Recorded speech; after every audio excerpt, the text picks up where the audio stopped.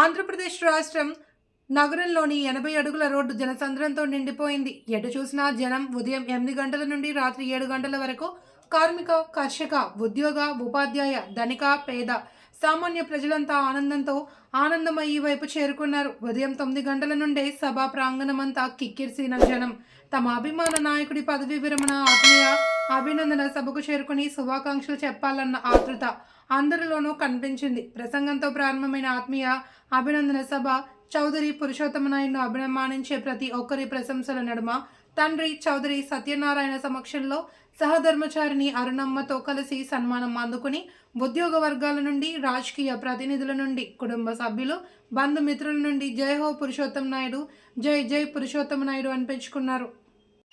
ముఖ్యంగా commercial tax ఆ పునాదులపైన నేను ప్రధానంగా ఈ ఎన్జిఓ సంఘంలో కూడా మీదకి వెళ్ళడం జరిగింది.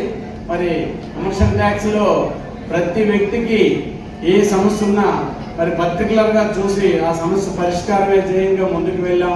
మరి ఇంత సక్సెస్ఫుల్ గా ఈ రోజు వరకు వచ్చాం. మరి మా నాయకత్వంలో జనరల్ సెక్రటరీగా రిటైర్ అయ్యాను.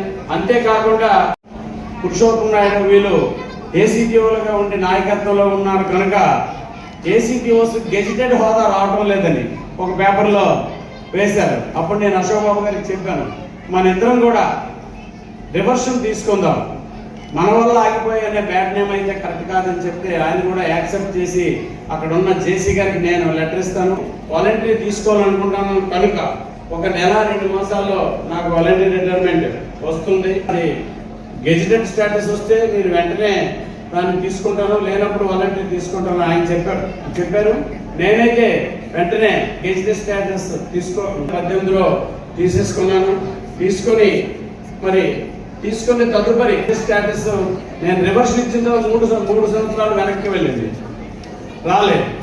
అయినా మరి కంటిన్యూ చేస్తూ ఏదైనప్పటికీ ఎందుకంటే సంఘాల్లో ఉన్న డిస్టర్బెన్స్ వల్ల అవి కొంత ఇబ్బందికరమైన 2024 మా తాలూకా అంటే మా ఎన్జిఓస్ మహాసభల్లో కూడా మేము ఏమంటే ఓన్లీ నాన్ గెజిటెడ్ అయితే ఓన్లీ జూనియర్ అసిస్టెంట్స్, ఎక్కువ రిక్రూట్మెంట్ లేదు, మరి సీనియర్ అసిస్టెంట్స్ ఉన్నారు.